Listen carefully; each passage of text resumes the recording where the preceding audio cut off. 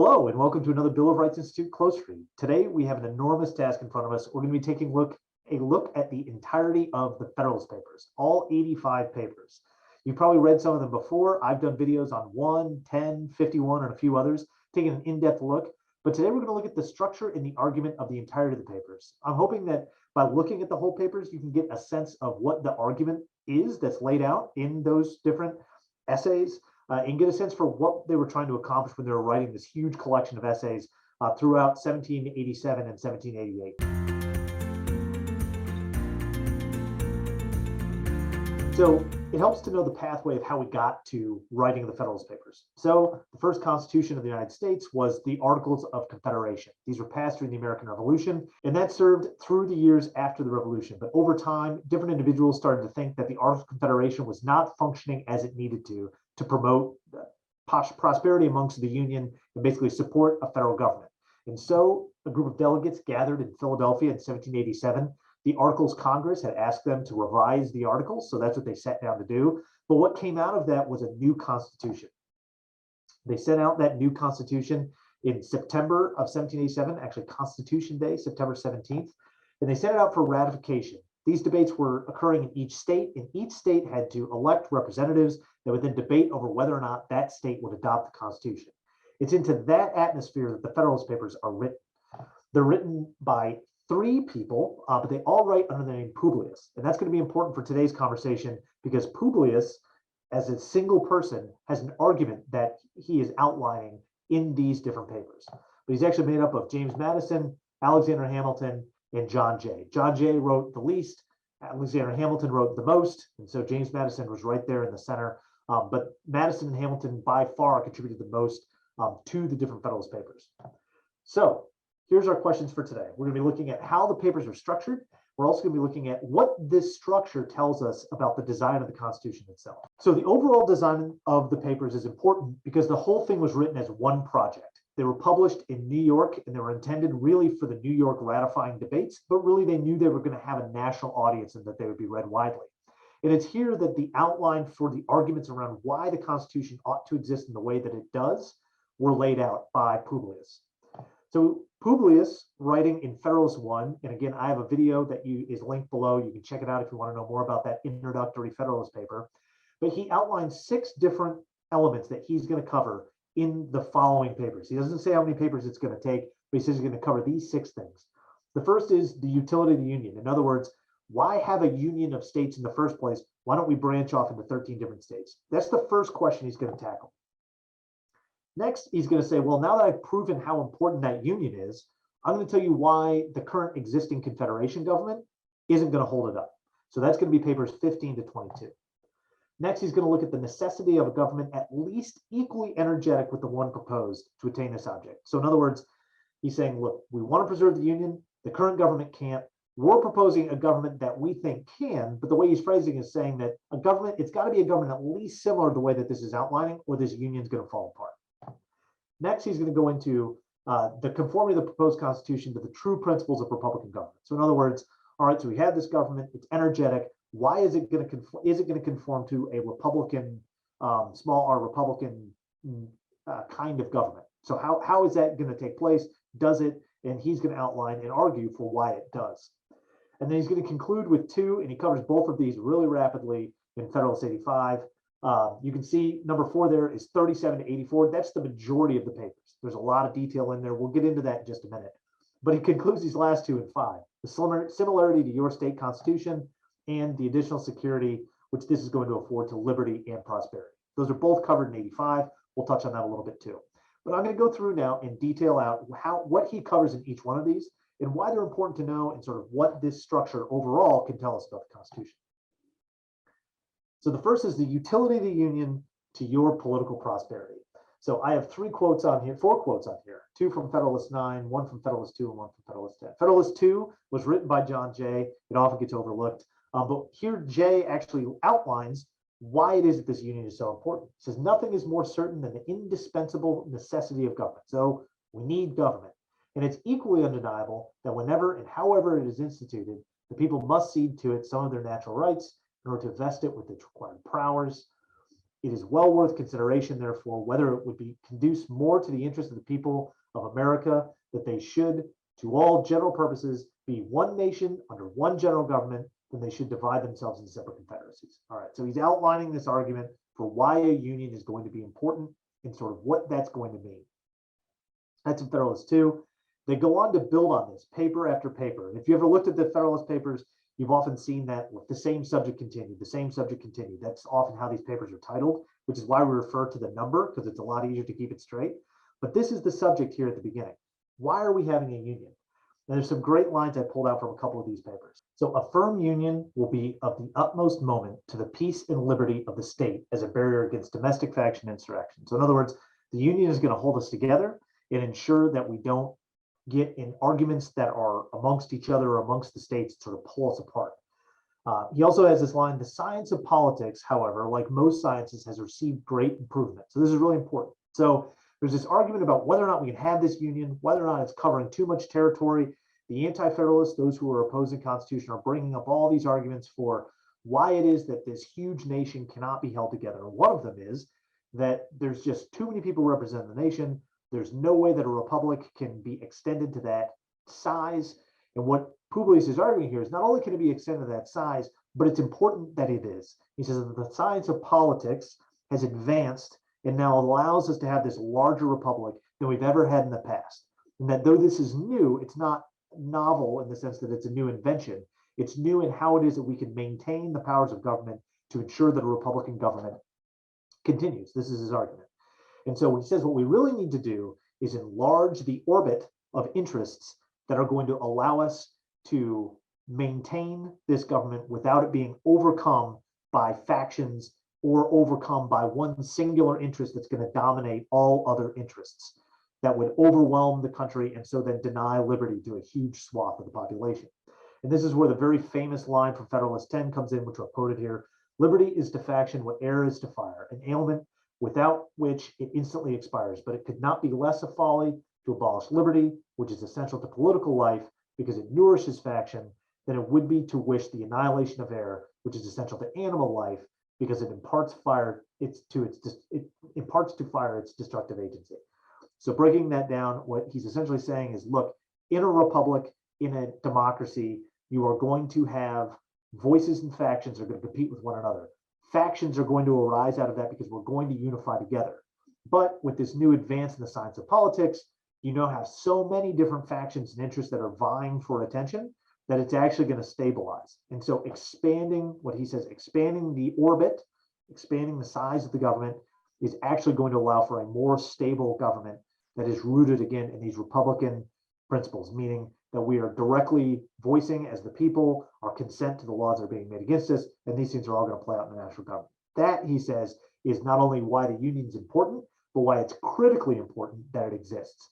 You only have that maintenance over this huge area by having all of these different individuals and interests represented at the national level. So he's established this idea that we need to enlarge the orbit in order to maintain stability in a republic, because we need to have all of these interests represented, because that's fundamentally how we're going to combat against faction. And faction is one of the things that tears down a Republican government, or a government founded on Republican principles. So he says, well, is the current Confederation capable of maintaining this union? And his short answer is no. You can see here in 15, he says, in the course of the preceding papers, I've endeavored, my fellow citizens, to place before you in clear and convincing light the importance of union to your political safety and happiness, in pursuant to the plan which I have laid down. We know when he laid it down as Federalist 1. Next, in order to be examined, is the insufficiency of the present Confederation to preserve the union. So then he takes this deep dive into history. And the paper that I've quoted here, he's looking at the Greeks. He also looks at the Germans, and he looks at the Dutch for different examples of confederations. But here he's looking at the Greek republics, and he says, very different, nevertheless, was the experiment from the theory. The powers, like those of the present Congress, were administered by deputies appointed wholly by the cities in their political capacities and exercised over them in the same capacities. Hence the weakness, the disorders, and finally the destruction of the confederacies. So what is he saying here? He says, if you look to the past, you can see where these confederacies have joined together in this loose sort of gathering, and the central government hasn't been strong enough to really hold it together. So what happens? They fall apart because of infighting. You elect people who are jealously guarding the interests of a particular state or a particular city and not guarding sort of the overall needs of the nation that a national government ought to serve. And so what happens, it falls apart. So in papers 15 through 22, he extends this argument and essentially says, look, weak government, weak central government is the real enemy you're combating against when it comes to you being concerned about the preservation of your rights and your liberties. So don't be afraid of that. What we need to do is invest in a national government that is going to be strong enough to maintain itself. And so in papers 23 through 36, that's when he dives into that argument. And here I've got a few other quotes. I'm not going to read all of them, but his idea is that you need to really organize an energetic government. When he's talking about energetic government, he's talking about the ability of the government to function and act in a way that's going to be powerful enough to ensure that the states are following along with whatever direction that the needs of the nation are taking it. And he says the way, though, because there is a concern, right? So we've talked about, like, all right, so we need to have this union.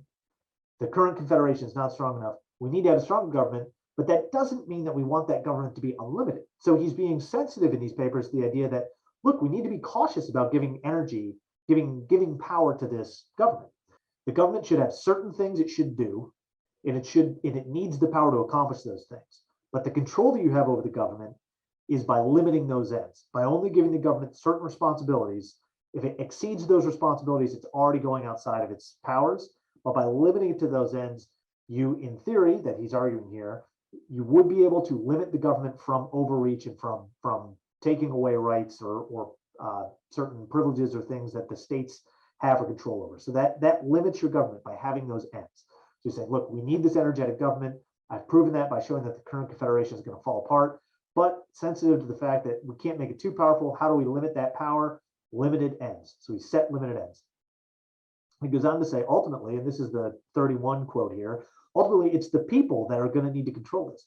We have to trust the people to be the ones who are going to ensure that the government stays focused on these things. Otherwise, it's not going to work out. So just do a quick recap. How have we gotten here? Well, we know we need a union. Publius has sought to show why that union is so important.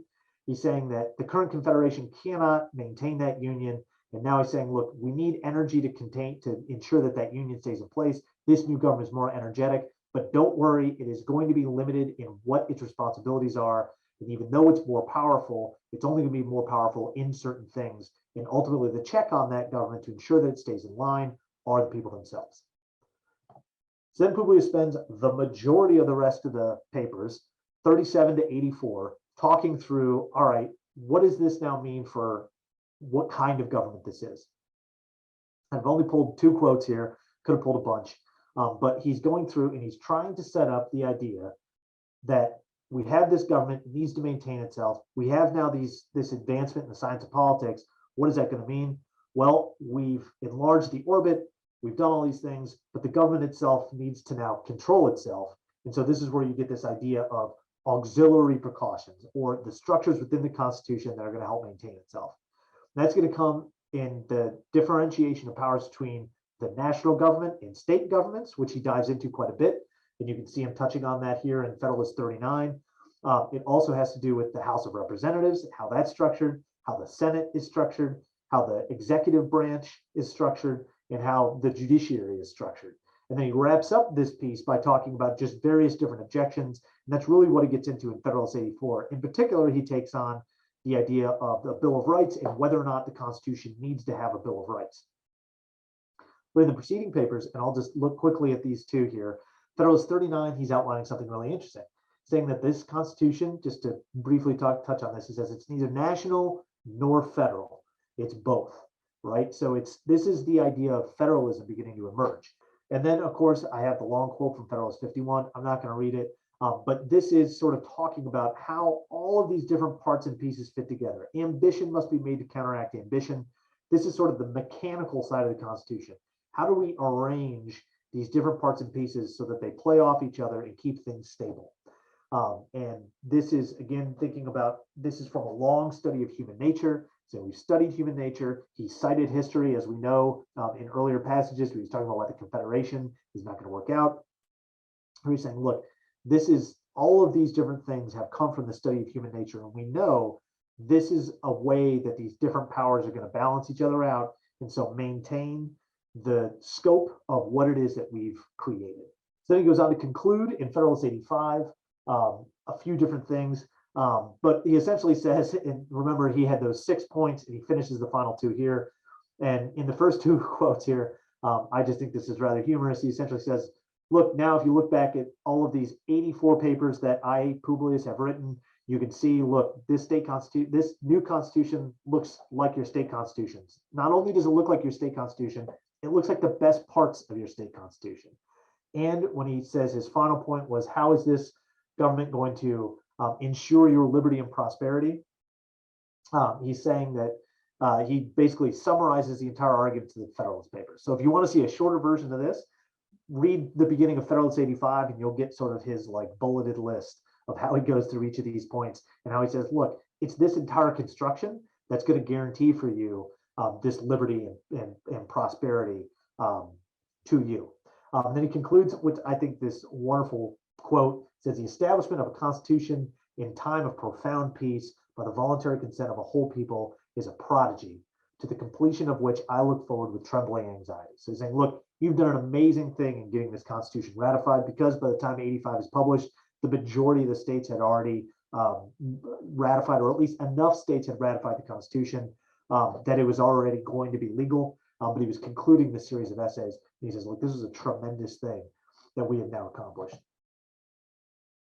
So looking back again, how are they structured? Well, we can see from the argument that they're very clearly structured, talking about the nature of the Union, why the Confederation is not going to work out, why we need an energetic government in order to preserve this new national government, how it is that the Constitution is structured in order to preserve that energetic government without letting it go off the rails and get too so large where it's going to be oppressive, or where they're afraid that it's going to be oppressive.